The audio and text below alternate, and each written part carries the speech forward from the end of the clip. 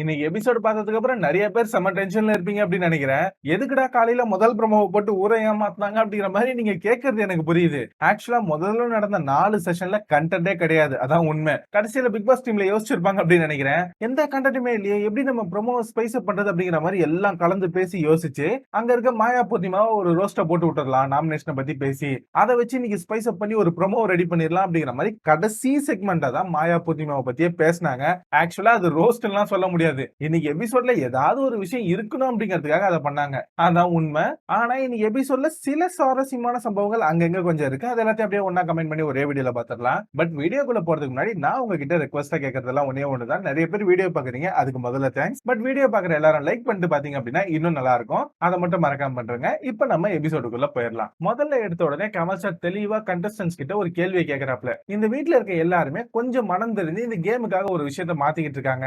ஆனா அவங்களோட குணத்தை மாத்திக்கலாம். அதாவது இது அவங்களோட ரியல் கேரக்டர் இல்ல, கேமுக்காக அப்படி அட்ஜஸ்ட் பண்ணிக்கிட்டு இருக்காங்க. அப்படி யாருன்னு நினைக்கிறீங்க, எதை மாத்திக்கிட்டு இருக்காங்க அப்படிங்கிற மாதிரி சொல்லுங்கப்பா அப்படிங்கிற மாதிரி இன்னைக்கு எதையாவது ஒண்ணு கண்டென்ட்டா எக்ஸ்ட்ராக்ட் பண்ணணும் அப்படிங்கிறதுக்காக இதை கேட்ட மாதிரி தான் இருந்தது. எல்லாருமே சொல்ல ஆரம்பிச்சாங்கன்னா பாத்துக்காங்களேன். ஆக்சுவலி இதுல நிறைய பேர் உண்மைதை கேட்கறாங்க, அதுவும் உண்மைதான். தினேஷ் எடுத்த எடுப்புல விசித்ரா அம்மாவை போட்டு கொடுத்துட்டாப்ல. சார் அந்த அம்மா அம்மா பாசம் அப்படின்னு சொல்லி ஊரை ஏமாத்திட்டு இருக்காங்க, பட் அதெல்லாம் இல்ல சார் அப்படிங்கிற மாதிரி இவர் போட்டு உடச்சிட்டாப்ல. விசித்ராவும் ஒண்ணு லேஸ் பட்டவங்கன்னா இல்ல, டக்குன்னு எந்திரிச்சு யாருக்குமே புரியாத மாதிரிலாம் பேசினாங்க. இந்த வீட்டுல எல்லாருமே ஒரு மாதிரி இருக்காங்க சார், எல்லாருமே ஏதோ ஒரு காரணத்துக்காக கொஞ்சம் கொஞ்சம் மாறி தான் இருக்காங்க. இன்ஃபேக்ட் தினேஷ் கூட அடிக்கடி கொஞ்சம் மாறி இருக்காரு, நான் இதுக்கு முன்னாடி வெளில பார்த்த மாதிரிலாம் அவர் இல்ல அப்படிங்கிற மாதிரி இவங்களும் லைட்டா ஒரு விஷயத்த போட்டு விட்டாங்க. இதுக்கப்புறம் நமக்கு தெரிஞ்ச மாதிரி அர்ச்சனா எந்திரிச்சாங்க. அர்ச்சனா எந்திரிச்ச உடனே மாயாவை தான், சார் மாயா வெளில இருக்கும் போதெல்லாம் இப்படி இருக்க மாட்டாங்க அப்படின்னு நினைக்கிறேன், ரொம்ப ஜாலியான கேரக்டர், ஆனா இந்த கேமுக்குள்ள வந்து கொஞ்சம் குறுக்கடா ப்ளே பண்றாங்க, அதாவது ரொம்ப ஏமாத்தி விளையாடுறாங்க அப்படிங்கிற மாதிரி கொத்தாம் பொதுவா போட்டு விட்டாங்க. கமல் சரே கேக்குறாப்ல, ஏமா இப்ப நீ அந்த அம்மாவை பொழுந்தியா இல்ல அப்படியே கவுத்து விட்டியா அப்படிங்கிற மாதிரி கேட்க, இல்ல சார் ரெண்டுமே சார் அப்படிங்கிற மாதிரி அர்ச்சனா பொண்ணு சொல்லிட்டு உட்காந்துருச்சு.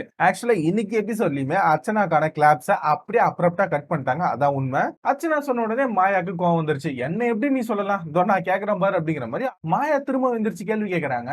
எனக்கு தெரிஞ்சு இந்த வீட்டுல அர்ச்சனா தான் சார் மாறி இருக்காங்க, அவங்க நல்லவங்க அப்படின்னு காட்டுறதுக்காக எல்லாரையும் கெட்டவங்கன்னு காட்டுறாங்க அப்படிங்கிற மாதிரி இவங்க ஒரு பாயிண்ட சொல்லிட்டு உட்காந்துட்டாங்கன்னா பாத்துக்கோங்களேன். ஆனா ரொம்ப பேசினாங்க, அது வேற விஷயம். இதுல இன்னும் சுவாரஸ்யமா இருந்தது விஷ்ணு சொன்னதுதான். டக்குன்னு எந்திரிச்சு நின்னு, சார் எனக்கு தெரிஞ்சு இந்த வீட்டுல பூர்ணிமா இப்ப அவங்கள மாத்திக்கிட்டாங்க சார், இப்ப இருக்கிறது தான் அவங்களோட ஒரிஜினாலிட்டி. முதல் 10 வாரத்துல அவங்க பண்ணதெல்லாம் பார்த்தா எனக்கு வில்லி மாதிரியே தோணும் சார், அந்த மாதிரி தான் சார் சிரிப்பாங்க, நானே பயந்துருக்கேனா பாத்துக்கங்க சார் அப்படிங்கிற மாதிரி முதல்ல ஆரம்பிப்பாப்ல. பூர்ணிமாக்கு அவ்வளவுதான் அள்ளு விட்டுரும். ஏன்னா எபிசோட் ஆரம்பிக்கும் பொழுது அழுதுகிட்டு இருப்பாங்க, என்ன சார் என்ன இப்படி பண்ணிட்டீங்க, இதுக்கு மேல நான் எப்படி கேம் விளையாடுவேன் அப்படிங்கிற மாதிரி பிக் பாஸ் கிட்ட புலம்பிட்டு இருந்தாங்க. கமல் சார் உள்ள வந்த உடனே, சாரி கேட்டீங்கல்ல, உங்க சாரியை நான் அக்செப்ட் பண்ணிக்கிறேன், இதுக்கு மேல இப்படி பண்ணாம இருங்க அப்படின்னு சொல்லி உட்கார வச்சதுக்கு அப்புறம் தான் அவங்க அமைதியா இருந்திருப்பாங்க. ஆனா விஷ்ணு டக்குன்னு இப்படி சொன்ன உடனே அவங்களுக்கு அள்ளு கழன்றோம். என்னடா போன வாரம் ஃபுல்லா ஒண்ணா இருந்தோம், இப்ப டக்குன்னு இப்படி சொல்லிட்டியா அப்படிங்கிற மாதிரி பயந்து இருப்பாங்க. அதுக்கப்புறம் விஷ்ணு இந்த இடத்துல, இல்ல சார் முதல் 10 வாரம் அவங்க பண்ணதெல்லாம் வில்லி மாதிரி தான் இருந்தது, ஆனா இப்ப எனக்கு என்னமோ அவங்க ஒரிஜினலா இருக்க மாதிரி தெரியுது சார் அப்படிங்கிற மாதிரி நல்ல நோட்ல முடிச்சிட்டாப்ல. அதுக்கப்புறம் தான் பூர்ணிமாக்கு உயிரே வரும். பூர்ணிமாவும் எந்திரிச்சு, இல்ல சார் எல்லாருமே கேமுக்காக ஒரு விஷயம் பண்றாங்க, எனக்கு தெரிஞ்சு தினேஷ் வந்து வெளியில நல்லவரா இருக்கிறதுக்கு நிறைய வாய்ப்பு இருக்கு, ஆனா இந்த கேம்ல தான் கொஞ்சம் வந்து வெடுக்கு வெடுக்குன்னு பேசுறாரு அப்படிங்கிற மாதிரி தினேஷை லைட்டா குத்தி உட்கார வச்சிட்டாங்க. நிக்சன் சொல்லவே தேவையில்ல, தினேஷை தான் போட்டு விட்டாப்ல. சோ மத்த யாருமே அந்த அளவுக்கு சுவாரஸ்யமா சொல்லல. இது ஒரு ரவுண்ட் அப்படிங்கிற மாதிரி முதல்ல வச்சு ஒரு பிரேக்க விட்டு போயிட்டாப்ல. இதுக்கப்புறம் நம்ம விஷ்ணு வந்து திரும்ப பக்கத்துல உட்கார்ந்து, என்ன பூர்ணிமா நான் சொன்னதுனால உனக்கு கோவமா இருக்கா, நான் உனக்கு நல்லதா தானே சொன்னேன், பரவாயில்ல புரிஞ்சுக்கோ அப்படிங்கிற மாதிரி சொல்ல, பூர்ணிமா ஏன்பா நான் ஏற்கனவே கமர்ச்சார் திட்டினதுல காண்டில் இருக்கேன், நீ சொன்னது நல்லா ஒண்ணு இல்ல அப்படிங்கிற மாதிரி சொல்லாம சொல்றாங்க. இதுக்கு நடுவில் இவங்க ஒரு மாதிரி சிரிக்க விஷ்ணு காண்டாயிட்டாப்ல. எதுக்கு என்ன பார்த்து கோவமா வில்லி மாதிரி எல்லாம் சிரிக்கிற அப்படின்னு கேட்க, இல்ல இல்ல நான் வில்லி மாதிரி எல்லாம் சிரிக்கல, நான் உன்னை பார்த்து ரொமான்டிக்கா சிரிக்கிறேன் அப்படிங்கிற மாதிரி ஒரு போடு போட்டாங்க பாருங்க. விஷ்ணு கிளீன் போல்டு, அவ்வளவுதான். இதுக்கு மேல காலடி நாய் செல்வி தான் விஷ்ணு. அடுத்த வாரம் ஃபுல்லா பாருங்களேன் காமெடியா தான் இருக்க போகுது. சோ ரெண்டாவது செஷன்ல திரும்பவும் ஆண்டவர் வந்து மணியோட கேப்டன்சியை பத்தி சொல்லுங்க அப்படின்னு சொல்ல, மணி எந்திரிச்சு நின்ட்டாப்ல. என் பேரை சொல்லிட்டீங்களே சார் அப்படிங்கிற மாதிரி, இல்ல தம்பி உங்களை பத்தி நான் மத்தவங்க கிட்ட கேட்கிறேன், முதல்ல உட்காருங்க அப்படிங்கிற மாதிரி உட்கார வச்சுட்டு எல்லார்கிட்டையும் கேட்டாப்ல. ஆல்மோஸ்ட் எல்லாருமே இவருக்கு பாசிட்டிவா தான் சொன்னாங்க. ரவீனா எந்திரிக்கும் பொழுது மட்டும் ஆண்டவர் லேசா நோஸ் கட் பண்ணாப்ல. நீங்க அவர் நல்லா பண்ணாங்க அப்படின்னு தான் சொல்ல போறீங்க, அது எங்களுக்கே தெரியும், உட்காருங்க அப்படிங்கிற மாதிரி மூக்க உடைச்சு உட்கார வச்சுட்டாப்ல. இதுல வேற விஷ்ணு எந்திரிச்சு சொல்லும்போது கொஞ்சம் காமெடியா இருந்தது. நான் பண்ண தப்பெல்லாம் இல்லாம நல்லா பண்ணிட்டேன் சார் அப்படின்னு சொல்ல, கமல் சார் உடனே, பாத்தீங்களா நீங்க ஆரம்பிச்ச ஒரு எக்ஸ்பெரிமெண்ட் அப்படிங்கிறது அவருக்கு ரிசல்ட் கொடுத்துருச்சு, அதனால நீங்க முழுசா உங்க மேல குற்றத்தை தூக்கி போட்டுக்க தேவையில்ல, உங்களால ஒருத்தர் இங்க மாறிட்டார்ல, அதனால இதை கொஞ்சம் அசால்ட்டா எடுத்துட்டு கேமுக்குள்ள திரும்ப வாங்க அப்படிங்கிற மாதிரி போற போக்குல ஒரு அட்வைஸ் பண்ணிட்டு போயிட்டாப்ல. இந்த செக்மெண்ட்டும் ஆக்சுவலி இந்த இடத்துல வேஸ்டா தான் முடிஞ்சது. அடுத்து மூணாவது செஷன் இருக்கு இல்லையா, அது இன்னும் ஹைலைட். இந்த மூணாவது செஷனையே ரெண்டா பிரிச்சு போட்டாங்க. ரவுண்ட் ரவுண்டா ஒரு டேபிள தூக்கிட்டு வந்து உள்ள போட்டு, உங்களுக்குள்ள இதெல்லாம் இதெல்லாம் எவ்வளவு இருக்கு அப்படிங்கறத கரெக்டா மார்க் பண்ணி காமிங்க. அதாவது உங்களுக்குள்ள சுயநலம் எவ்வளவு பெர்சன்டேஜ் இருக்கு, வன்மை எவ்வளவு பெர்சன்டேஜ் இருக்கு, விடாமுயற்சி, திறமை, சகிப்புத்தன்மை இதெல்லாம் எவ்வளவு லெவல்ல இருக்கு அப்படிங்கறத கிராஃப் மாதிரி வரைஞ்சு காமிங்க அப்படின்னு சொல்ல எல்லாரும் ஆரம்பிக்கிறாங்க. முதல்ல அர்ச்சனாவை கூப்பிட்டு வைக்க சொன்னாங்க. அந்த பொண்ணு எல்லாத்தையும் ஓரளவுக்கு சொல்லிடுச்சு. எனக்கு திறமையும் இருக்கு, விடாமுயற்சி இருக்கு, அதே மாதிரி கொஞ்சம் சுயநலமும் இருக்கு சார். ஆனா வன்மை மட்டும் இல்ல சார் அப்படிங்கிற மாதிரி அதை மட்டும் ஒதுக்கி விட்டுருச்சு. அதுக்கப்புறம் அர்ச்சனா நீங்க சொல்லிட்டீங்க, நீங்க சொன்னது எந்த அளவுக்கு கரெக்டா இருக்கு அப்படிங்கறத பூர்ணிமா வந்து ரிவ்யூ பண்ணிட்டோம் அப்படிங்கிற மாதிரி பூர்ணிமாவை கூப்பிட்டு பதில் சொல்ல சொன்னாப்ல. சார் அர்ச்சனா வச்ச எல்லாமே கரெக்ட் தான். அவங்களுக்கு திறமை எல்லாம் பயங்கரமா இருக்கு. ஆனா லேசா வன்மமும் இருக்கு சார். ஏன்னா சின்ன சின்ன விஷயத்துக்கு எல்லாம் கொஞ்சம் பெருசா பண்ணுவாங்க. அதே மாதிரி சகிப்பு தன்மையும் கொஞ்சம் கம்மியா இருக்கு சார் அப்படிங்கிற மாதிரி அதையும் லேசா நோட் பண்ணி விட்டாங்க. ஓவராலா பாசிட்டிவா தான் சொன்னாங்கன்னு வச்சுக்கோங்களேன். அது வேற விஷயம். அதுக்கு அடுத்து பூர்ணிமாவை பத்தி சொல்ல அவங்களும் எனக்கு இது எல்லாமே இருக்கு சார். இந்த கேம்ல கொஞ்சம் இதெல்லாம் தேவை சார் அப்படிங்கிற மாதிரி திறமையும் விடாமுயற்சியை மட்டும் அதிகமா இருக்கு அப்படிங்கிற மாதிரி சொல்லிட்டாங்கன்னு வச்சுக்கோங்களேன். சோ இவங்க சொன்னதுக்கு அப்புறம் இதை விஷ்ணுவை ரிவ்யூ பண்ண சொல்ல விஷ்ணு வந்து இந்த இடத்துல இவங்க கிட்ட எல்லாமே இருக்கு சார். திறமசாலி தான், அதிர்ஷ்டசாலி தான், எல்லாமே இருக்கு. பட் லேசா நெகட்டிவிட்டியா இருக்கு சார் அப்படிங்கிற மாதிரி லைட்டா அதையும் ஒரு குத்துனாப்ல. ஆனா ஓவராலா ஓகே அப்படிங்கிற மாதிரி தான் இவரு சொன்னாரு. இதுக்கப்புறம் சுவாரஸ்யமா இருந்தது அப்படின்னா விசித்ரா சொன்னது. எனக்கு சகிப்புத்தன்மை ரொம்ப அதிகம் அப்படிங்கிற மாதிரி வச்சு விட்டாங்க. ஆக்சுவலி இதுக்கு கமல் சாரே காண்டாயிட்டாப்ல. சகிப்புத்தன்மையோட நீங்க சண்டை போடுவீங்க போல அப்படிங்கிற மாதிரி திரும்ப கேட்க, இல்ல சார் எல்லாத்தையும் கேட்டு சும்மா இருக்க முடியாதுல்ல சார் அப்படிங்கிற மாதிரி இவங்க சொல்ல, ஓகே நீங்க சொன்னா ஓகே அப்படிங்கிற மாதிரி அவரும் கலாச்சு விட்டாப்ல. இதை விட ஹைலைட் என்ன தெரியுமா?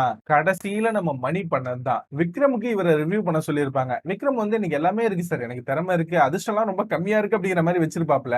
ஆனா மணி வந்த உடனே இவனுக்கு அதிர்ஷ்டம் மட்டும் தான் சார் அதிகமா இருக்கு அப்படிங்கிற மாதிரி 50% கொடுத்திருப்பாப்ல. மத்தது எல்லாமே ஓரளவுக்கு கம்மியா தான் சார் இருக்கு அப்படின்னு சொல்ல ஆடியன்ஸே பயங்கரமா சிரிச்சிருவாங்க. என்ன மணி பதில் சொல்லுங்க அப்படின்னு கேட்ட உடனே, இல்ல சார் நாங்களும் என்னென்னமோ ரகரகமா பண்ணி பாக்குறோம், பட் வெளியே போக மாட்டான், உள்ள நின்று எங்களை தொல்லை பண்றான் சார் அப்படிங்கிற மாதிரி இவனுக்கு அதிர்ஷ்டம் அதிகமா இருக்கு அப்படின்னு சொல்லிடுவாப்ல. அது மட்டும் இல்லாம அதிர்ஷ்டம் அப்படிங்கறத நான் நம்பவே மாட்டேன், ஆனா இவனை பார்த்ததுக்கு அப்புறம் தான் அப்படி ஒண்ணு இருக்கு அப்படிங்கறது எனக்கு தோணுது அப்படிங்கிற மாதிரி மணி சொல்ல ஆடியன்ஸும் சரி கமல் சாரும் சரி எல்லாருமே பயங்கரமா சிரிச்சிட்டாங்கன்னா பாத்துக்கங்களேன். ஆனா விக்ரம் ஒத்துக்க மாட்டாரு. அப்பெல்லாம் ஒண்ணு இல்ல சார் அப்படிங்கிற மாதிரி கூவிட்டு இருப்பாப்ல. பட் யாரும் கண்டுக்க மாட்டாங்க. தினேஷ் வரும்போது அவருக்கு வந்து விடாமுயற்சி அதிகமா இருக்கு, ஏன்னா அவ்வளவு கஷ்டப்பட்டு தான் இந்த ஷோக்கே வந்தா அப்படிங்கிற மாதிரி சொல்லியிருப்பாப்ல.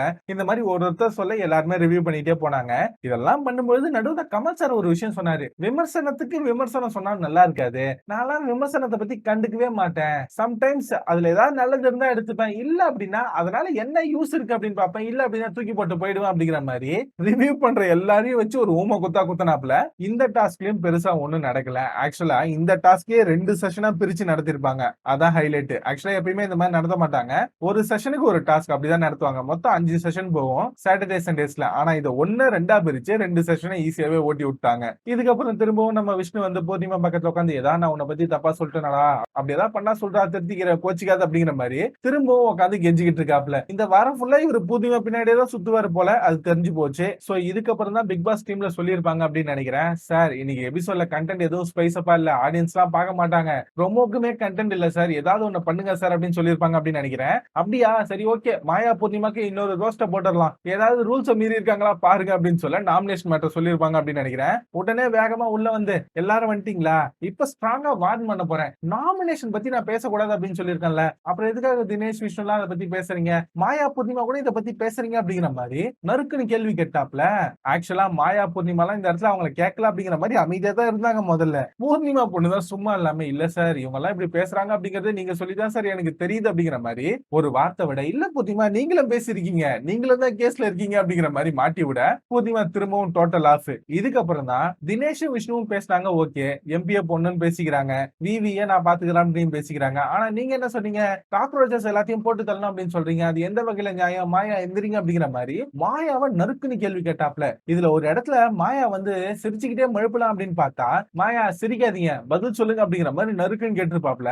இதுக்கு நடுவுல நம்ம விக்ரம எழுப்பி, என்ன விக்ரம அவங்க உங்களை சொல்றதை நீங்க ஏத்துக்கிறீங்களா அப்படின்னு கேட்க, இல்ல சார் அப்படிங்கிற மாதிரி இவரு சிரிச்சுக்கிட்டே சொன்ன உடனே, இப்படி சிரிச்சுக்கிட்டே எல்லாம் சொல்லாதீங்க, அப்புறம் இதை மக்களும் ஞாபகம் வச்சுக்கிட்டு அப்படியே சொல்லுவாங்க, நீங்க என்ன கரப்பாம்பூச்சி அப்படிங்கிற மாதிரி நல்லா அட்வைஸ் பண்ணி மாயாவை திரும்பவும் திட்ட ஆரம்பிச்சிருப்பாப்ல. அவரை கரப்பாம்பூச்சி அப்படின்னு சொல்றதுக்கு நீங்க யாரு, நியூக்ளியர் பாம்பு போட்டா கூட உயிர் பழிக்கக்கூடிய ஒரே உயிரினம் கரப்பாம்பூச்சி தான், ஒருவேளை கடைசியில ஒரு டைட்டில் வினர் ஆனா நீங்க என்ன பண்ணுவீங்க சொன்னீங்க அப்படின்னு கேட்க, இல்ல சார் அவன் டைட்டில் வின்னர் ஆனா சந்தோஷம் தான் சார் அப்படின்னு இவங்க சொல்லும்போது தான், சிரிச்சுக்கிட்டே பேசாதீங்க அமைதியா நில்லுங்க அப்படிங்கிற மாதிரி நோஸ் கட் பண்ணிட்டாப்ல. Maya total off. கடைசியில சாரி கேட்டாங்க. பூர்ணிமாவும் இந்த இடத்துல சாரி கேட்க, கமல் சார் உடனே அவருக்கு யார் இந்த மாதிரி பேர் வச்சது, யார் இதெல்லாம் வீட்டுக்குள்ள சொல்லிக்கிட்டே இருக்கிறது, அவங்க எல்லாம் உண்மையா எந்திரிச்சு நில்லுங்க அப்படின்னு சொல்ல, ரவீனா, விஷ்ணு, பூர்ணிமா, மாயா, நிக்சன் இவங்க 5 பேரும் எந்திரிச்சு நின்னு இருப்பாங்க. பாத்தீங்களா விக்ரம், உங்களை பத்தி இவங்க எல்லாம் பின்னாடி பேசிக்கிட்டு இருக்காங்க. நீங்க இருக்கும்போது பேசினா பரவாயில்ல, இல்லாத போது இதை பத்தி பேசுறதுக்கு நீங்க அனுமதிக்க கூடாது. நீங்க ஸ்ட்ராங்கா கேட்கணும். அதை மட்டும் ஞாபகம் வச்சுக்கோங்க அப்படிங்கிற மாதிரி விக்ரம்க்கு ஒரு அட்வைஸ் பண்ணிட்டு இவங்க 5 பேத்துக்கு ஒரு பயங்கரமான ரோஸ்ட போட்டு தான் உட்கார வச்சாப்ல.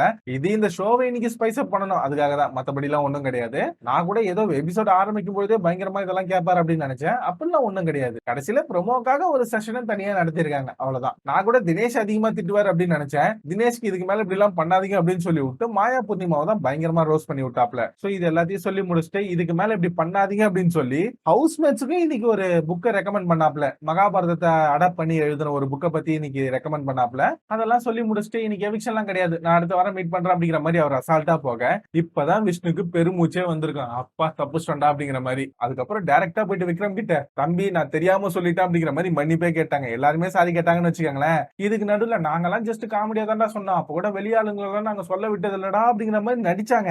ஆனா அவருக்கு இந்த காக்ரோச் அப்படிங்கிற பேர் வச்சதே இவங்க தான். அந்த காலேஜ் ஸ்டார்ஸ்ல ஞாபகம் இருக்கு அப்படின்னு நினைக்கிறேன். ஆனா இந்த இடத்துல கால்ல விழுந்து மன்னிப்பு கேட்கிற மாதிரியே போயிட்டு புஷ்அப் பண்ற அப்படின்னு மேனேஜ் பண்ணிட்டாங்க. நிக்சன் கூட வந்து மன்னிப்பு கேட்டாப்ல. அதுக்கப்புறம் மணியை விக்ரம கூப்பிட்டு, இதுக்கு மேல யாரையும் சொல்ல விடாதுடா, அதுதான் கமல் சார் பேசியிருக்காரு, உனக்காக தான் அவர் நின்று இருக்காரு அப்படிங்கிற மாதிரி சொல்ல, விக்ரமும் இந்த இடத்துல கமல் சார் கிட்ட, சார் எனக்காக பேசுனதுக்கு ரொம்ப தேங்க்ஸ் அப்படிங்கிற மாதிரி சொல்லி ஆடியன்ஸ் கிட்டயும் என்ன இதுக்கு மேல அப்படிலாம் சொல்லாதீங்க அப்படிங்கிற மாதிரி ரெக்வஸ்டா ஒரு விஷயத்த சொல்லிட்டாப்ல. சோ அதோட தான் இன்னைக்கு எபிசோட் முடிச்சிருக்காங்க.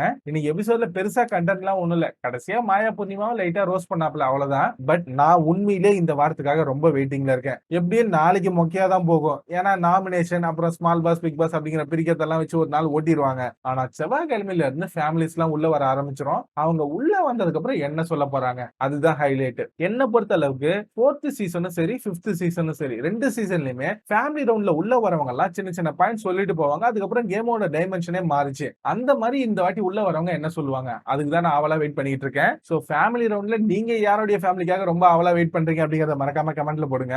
அது மட்டும் இல்லாம நிக்சன் வேற அவங்க அப்பாவை பத்தி பெருசா பில்டப் எல்லாம் கொடுக்குறாப்ல. சோ அவங்க அப்பா உள்ள வந்தா நிக்சனை என்ன சொல்லுவாரு, தம்பி இதுக்கு மேல இங்க இருக்காத, என் கூடவே வீட்டுக்கு வந்துரு அப்படின்னு கூட்டிட்டு போயிடுவாரா, இல்ல நீ ரொம்ப நல்லா விளையாடுன அப்படின்னு சொல்லி பாராட்டுவாரா, என்ன சொல்லுவாரு அப்படின்னு தெரியல. சோ அதெல்லாம் வெயிட் பண்ணி தான் பார்க்கணும். அதுக்காக தான் நான் ரொம்ப ஆவலா வெயிட் பண்ணிட்டு இருக்கேன். சோ வெயிட் பண்ணி பார்க்கலாம் என்ன ஆகுது அப்படின்ட்டு. சோ இதுதான் இன்னைக்கு எபிசோட்ல நடந்த முக்கியமான விஷயங்கள் எல்லாத்தையும் சொல்லிட்டேன் அப்படின்னு நம்புறேன். இவ்வளவு தூரம் வீடியோ பாக்குறீங்க அப்படின்னா போற பக்கத்துல ஒரு லைக்கை போட்டு போனீங்க அப்படின்னா எனக்கு ரொம்ப நல்லா இருக்கும். சோ மறக்காம அதை பண்றேங்க. நான் அடுத்த வீடியோல உங்க எல்லாரையும் பண்றேன். Until then, bye bye, thank you guys.